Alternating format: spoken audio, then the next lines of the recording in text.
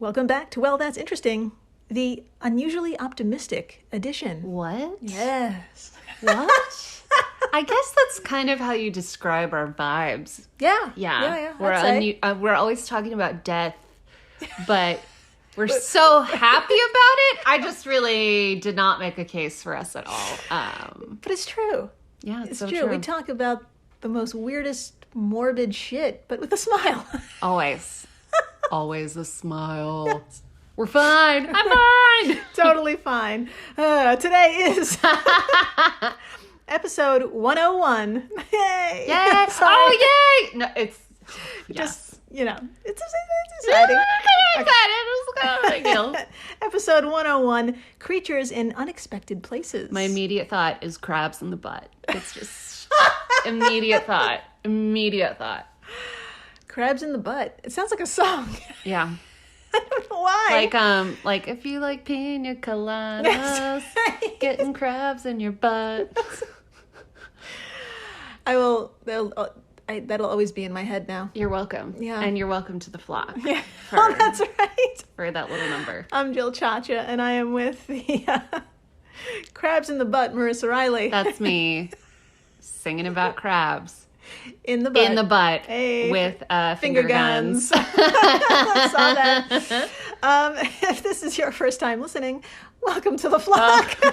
Welcome. Welcome to us.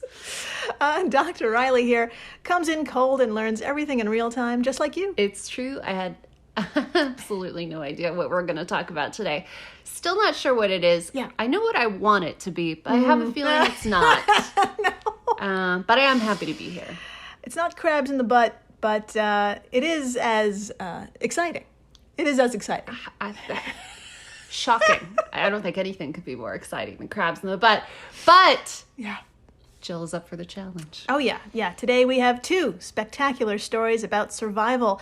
In the first half of the show, we're going to talk about thousands of heroes that have been overlooked by humans for centuries. Oh. That's right. And it's not quite our fault for not noticing them until now, because, for starters, they're extremely small and live mostly underground. And two, some of them should be on the other side of the world and not in the place we're about to visit. So, I know that's vague as fuck, but it's going to get pretty wild. Oh, they're overlooked by humans. Yes. I thought you said overlooked humans, and I was like, who's living underground and should be on the other side of the world?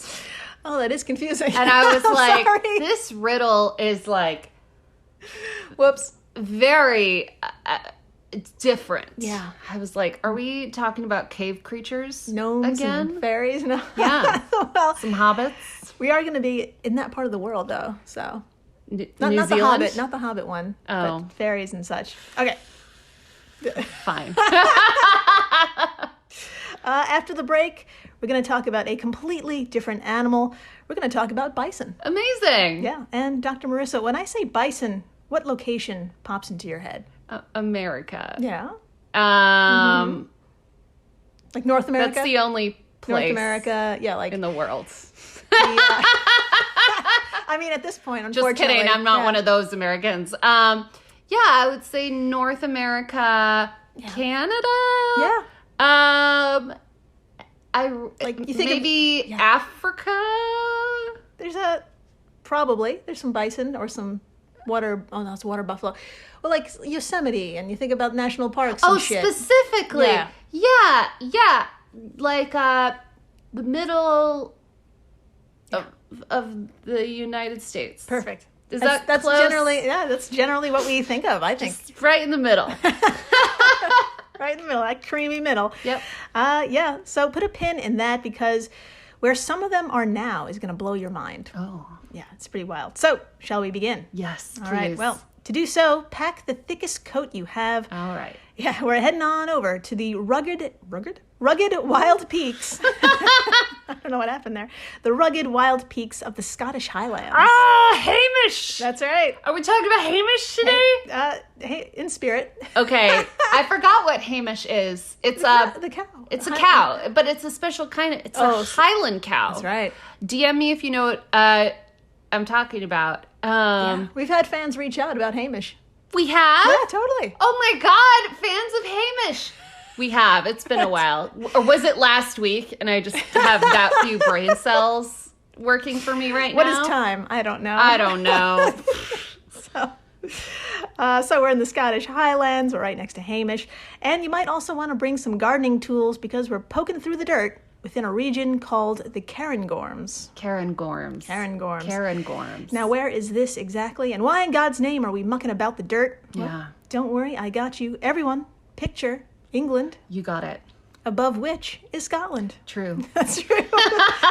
Checks out. Yep. Now point to the northern coast, and there in the heart of the Scottish Highlands, you'll find the Cairngorms, or, quote, the UK's largest national park, which offers masses of things to do, including water sports, snow sports, wildlife watching, and some incredibly high and low level walking and cycling routes. And, quote, from the area's website, visit cairngorms.com. You just listed a lot of things that I am not into. Oh, I know, me too. But No. I respect Yeah. those things, and yeah. I'm so happy so many people are doing them. Oh my God. So many people. So if you Check like out- walking in nature, you just walk your ass off. Get the fuck over there. Get the fuck over there. I am an indoor cat. Yes. We're indoor cats together. Yeah. Honestly, if you fancy a visit to that website, you'll see the avalanche of outdoor opportunities this place has to offer. But make no mistake, this place is as wild and unforgiving as it is stunning. Oh. Oh, yeah. We're taking a turn. Dr. Marissa, would you like to see a photo of one area of the Cairngorms? Yes, please. All right.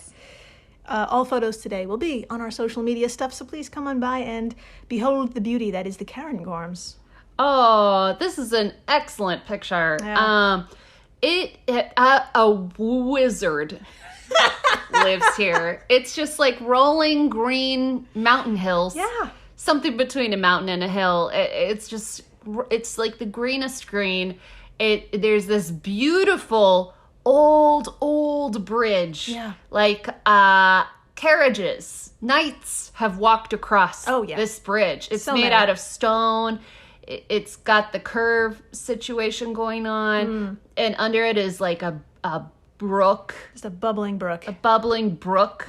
Brookie. Not quite a river, not quite a stream. This is how long it's been since I've really been in the outdoors. Yes. It's like sidewalks and beds is all I really work with right now. There's water. There's water. It's some thin water going on. There's some pink flowers. It's really beautiful. Yeah. Think Harry Potter and the Deathly Hallows. Yeah.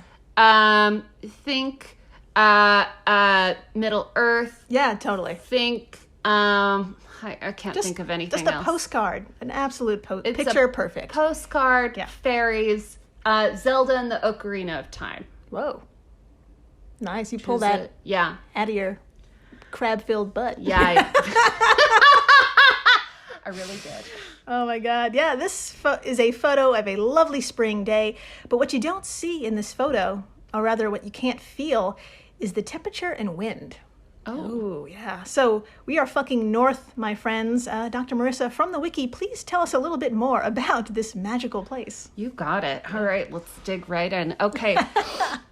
Quote, in terms of height, remoteness, and the severe and changeable weather, Cairngorms are the most arduous area in the United Kingdom. Okay. The plateau area has a tundra climate, and the shattered terrain is more like the high ground in high Arctic Canada or northern Norway than anywhere in the Alps or Rockies. The lowest recorded temperature in the United Kingdom has twice been recorded in the Cairngorms. Yep. Where a temperature of negative 27.2 degrees Celsius or negative 17 degrees Fahrenheit was recorded on February 11th, 1895. Hot damn. And January 10th, 1982. This is two very different dates. A couple of 9s and 8s switched there. Continuing the quote, the greatest British wind speed of 176 miles per hour has measured at a Cairngorm summit weather station in January 1993. End quote. This place sucks. I mean, it looks gorgeous. But the feel, the vibe, the weather is like a circle of hell. Yes. Without a doubt. Early circle of hell. but not a circle of hell. Yeah. She sounds bad. Yeah. I don't want to go. Yeah. It sounds like you don't fuck with the Scottish Highlands. Yeah. But for some folks, this place is their jam. I get it. And some of them really, really, really like to get in there. And that's right. We're going to get in that dirt. So, yeah. I feel like those people, I understand those people because sometimes I like to run on the treadmill and not turn the air conditioner on. Oh, just to give myself a challenge. So that's basically like the same thing. Exact thing. We are the same. I am impressed. People. You're a hero. I'm clearly being. Can you tell how sarcastic I'm being? Okay, I just want to make sure. Oh my God. Our listeners know that I am a. Oh my God. A weak little baby. Okay. So, enter Kaylee Ewan, a project manager at the conservation charity Plant Life, and a huge number of volunteer hill walkers. What? Yeah, they just love to walk them hills. That's so cute. Yeah. Wait, pause for hill walkers. If you're a hill walker, DM us. Yes. I call for too many DMs these days, but I'm so into that. That actually sounds really lovely and is almost turning me into one. Yeah. I'm thinking about it. That's a start. Yeah. That's a start. Just a side note here, all of the names we say today are in Scottish Gaelic, so I had to go down a rabbit hole trying to find out how to pronounce them correctly. Oh my God, amazing. Oh my God. So Kaylee is pronounced Kaylee, but is spelled Keilidh. Wild. There's a D. Wild. Yeah. Wild. Kaylee. There's a D in your name. There's a D in your name, Kaylee. Thank you. So, Dr. Marissa, please tell us where she is and the volunteers. What are they doing in this beautiful but bonkers place? I would love to talk about it. All right, from Dr. Katie Spalding of IFLscience.com, she and quote, volunteer hill walkers were tasked with collecting 219 soil samples at various altitudes from 55 of the 58 Munros across the Cairngorm National Park last summer. Munros is the term for mountains in Scotland that are over 3,000 feet high. End quote. I love that. Yeah. Big mountains. Munros. Munros. You were like, they're not mountains, they're not hills. They're Munros. That's right. That's so, perfect. My friends, these folks literally donned winter jackets and hats and scaled 55 goddamn mountains/Munros. And you won't believe who they found living there. Oh, shit. That's It's right. not the cave creatures. I know that. Those soil samples were sent to James Hutton Institute, and after DNA was extracted and sequenced, they found, drumroll please, 2,748 species of fungus like mushrooms. Oh. Yeah. Oh, that's so many. That is a lot. That's a fuck ton of fungus. Yeah. Aw. That's evidence of nearly 3,000 species from just 219 samples. Oh my God. Did they use them for like medicines and stuff? Probably in the future. That's so cool. Yeah. Oh. We'll get to it. There's a lot we need to figure out. Okay. So, it gets even crazier. Get this. 2 of the species found in Scotland shouldn't have even been there as far as we know about them. Oh. Yeah. Amanita groenlandica, nailed Oh. it, is an Arctic species found in Greenland. What? And before this study, we've only seen them as far south as Scandinavia, which is like an ocean away from Scotland. Oh my God. How do they get down here? And how do they survive? Probably because it's fucking cold. You got it. You absolutely got it. The other surprise was finding Acrodontium antarcticum. Oh. And as you can hear in the name, this fungus is supposed to be in Antarctica, which is on the other fucking end of the planet. Oh my God, it is. That's the bottom one. It's the bottom one. Not that you could call any part of the earth the bottom, but It's built. She's the bottom. It's the butt full of crabs. Yep, there you go. Antarctica. Yeah. So, Dr. Marissa, please tell us how these shrooms survive in the highlands. Oh my God, you kind of you got it.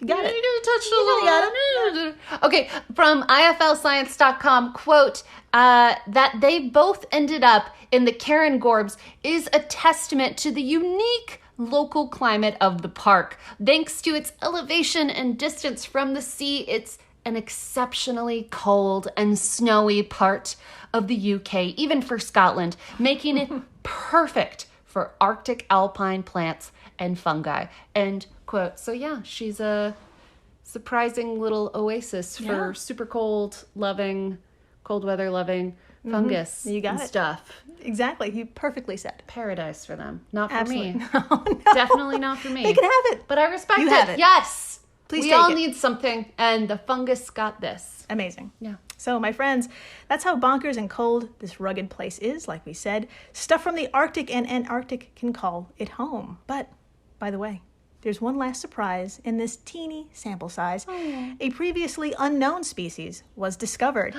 and it's a member of the Squamanita family, and I have no idea what these things are, so I looked it up, and I'm glad I did, because y'all need to see how witchy these mushrooms look. Oh, I love these a are some witchy witchy mushroom. motherfucking mushrooms, dude. You know what's crazy? I didn't know. I never thought of the phrase witchy mushroom until right now. And I'm instantly in love with whatever you're about to show me. You're gonna say, yeah. Never fallen in love with something so quickly. This is a witchy mushroom. Take a look at this photo, and it will be on our social media stuff. So come on by and take a look at this witchy ass mushroom. Yes. Oh. Yeah. Oh, she's witchy. Yeah, it's great. Oh, she's really witchy. Okay, so first of all, they're gray, they're creepy, they kind of look like little rocks from the top, but they grow sideways. So the little caps are pointing to the side. And they have little stems that are really long, kind of like witch nails or something like that. And it's just amazing. It's so cool. Y'all have to see this picture. Highly recommend. I'm going to do something amazing here and make a Marvel reference.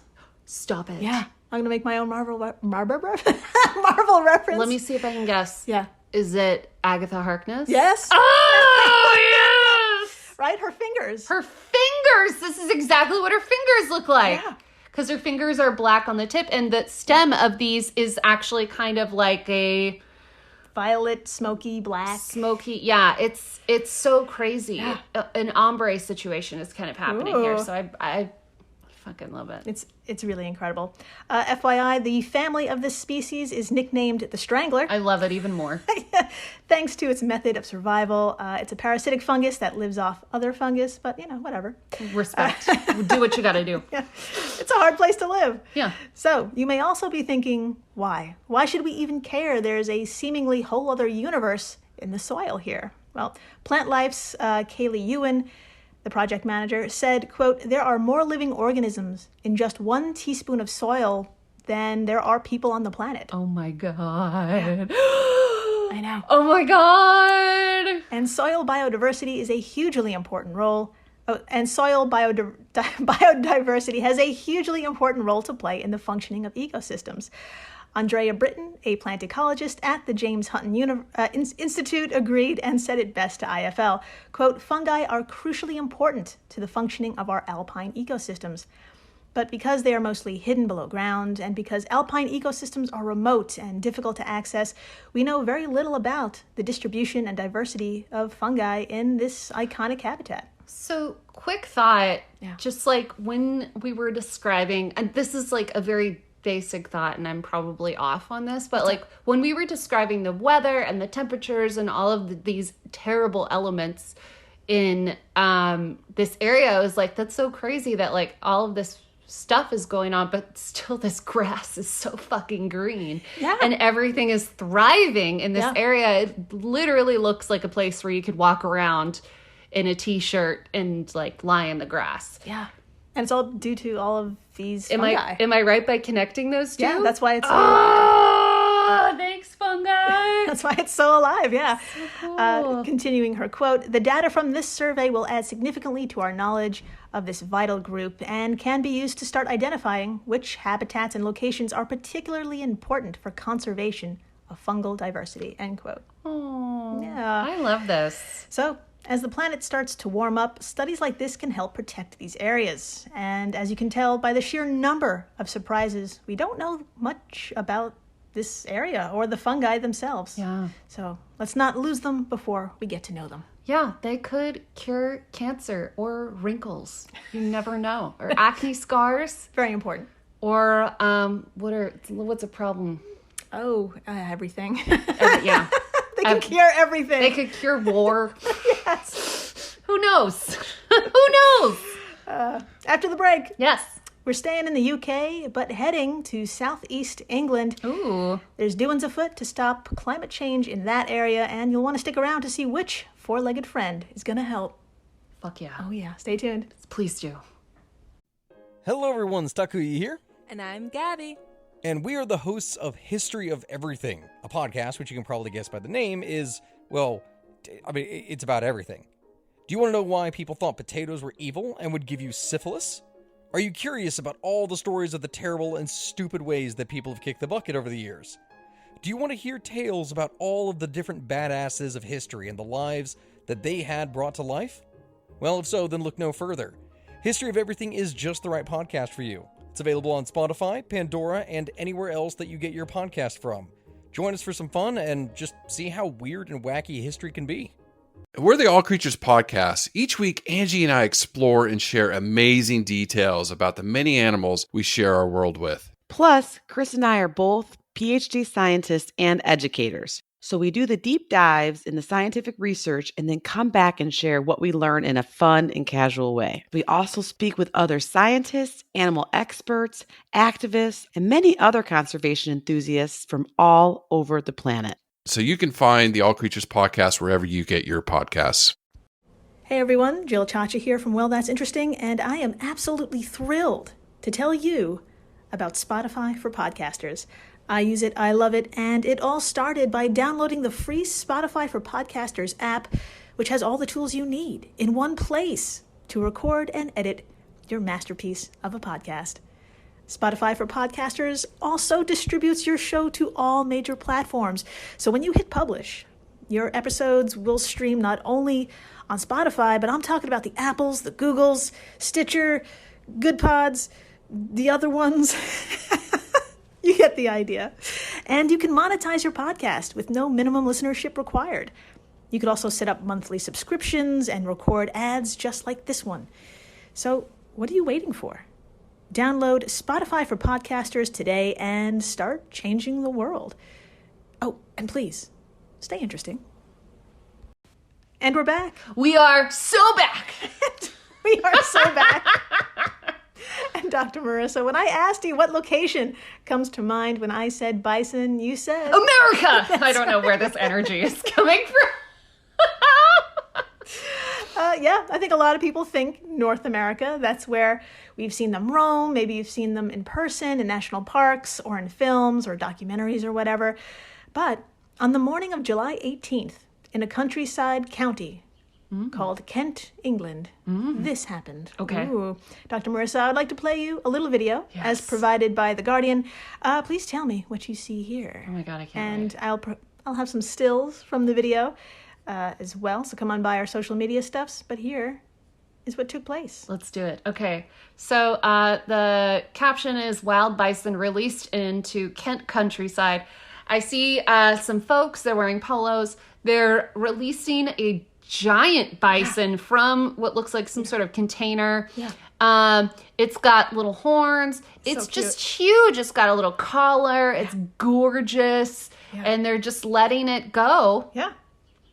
I'm not reading the captions. Should I be reading the captions? I don't know. Does she have any friends? She has friends. Yeah. She is joined by two friends who are a little bit smaller than her. Yeah. And they're really cute. Yeah, they're really cute. If you don't know what a bison looks like, definitely Google it. But it's also like a really big cow with horns. Yeah. Or are they horns? Totally horns. They're horns. Yeah. So it's like a gorgeous devil cow. And by devil, I mean that as a compliment. Oh, absolutely. I just bought a hat that says Satan loves me, loves you.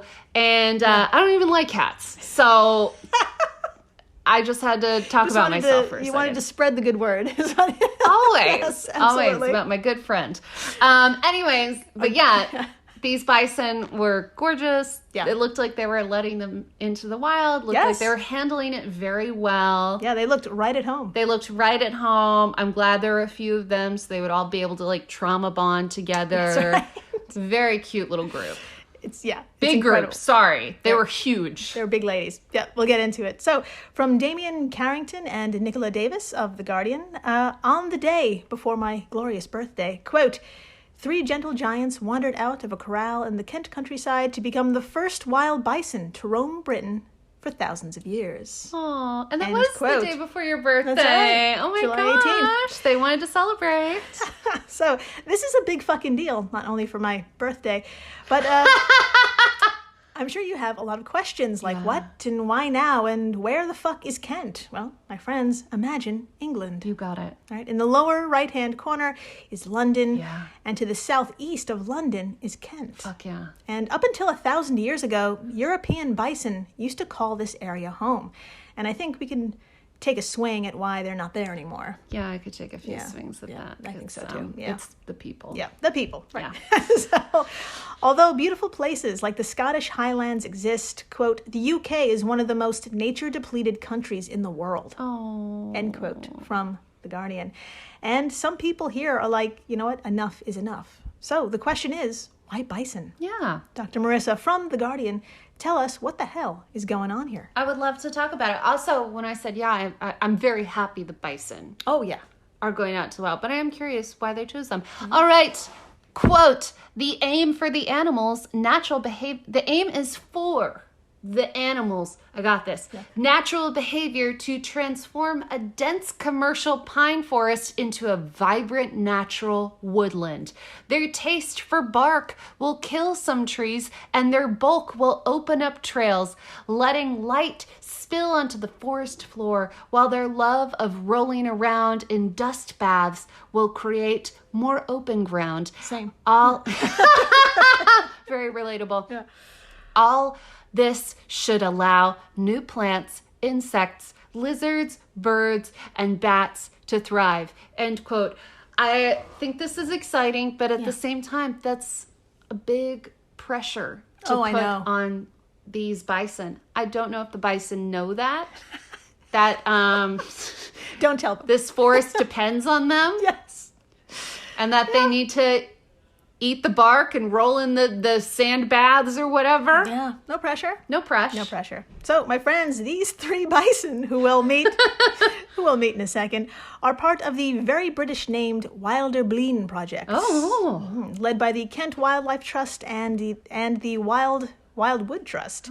According to IFL Science, this is a rewilding experiment. Oh, I love that word. rewilding. Oh, rewilding. Yes. I'm going to use that incorrectly in a sentence many times in the next week. So this is a rewilding experiment to see how much the bison can restore the ecology of the area and hopefully bring many positive benefits to other species living in the surroundings. Quote, the restoration of naturally functioning ecosystems is a vital and inexpensive tool in tackling the climate crisis, said Evan Bowen-Jones, CEO at Kent Wildlife Trust. We want Wilder Blean to mark the beginning of a new era for conservation in the UK. We need to revolutionize the way we restore natural landscapes, relying less on human intervention and more on natural engineers like bison, boar, and beaver. End quote. Shout out to beavers. Shout out to beavers. I also went from not fully getting the plan to liking the plan. Yeah, totally. Absolutely. I love this. We don't need to yeah, let someone else do the work. First of all, less work for us. Second of all, there's nothing more natural than nature Yep. being nature. That's pretty cool, right? Am I ignorant? That No. just sounds really good. Perfect. It is absolutely perfect. I'm into it. So, who are our heroes? Yeah. Well, the matriarch and leader of the herd is an older female from the Highland Wildlife Park in Scotland. The other 2 bison are 2 young females from Fota Wildlife Park in Cork, Ireland. Oh. Donovan Wright, one of 2 new bison rangers employed by the project, describes the matriarch as, quote, very, very calm. She's very confident. We could not have asked for a better matriarch, end quote. Oh my God, goals. I would I love know. to be calm and confident.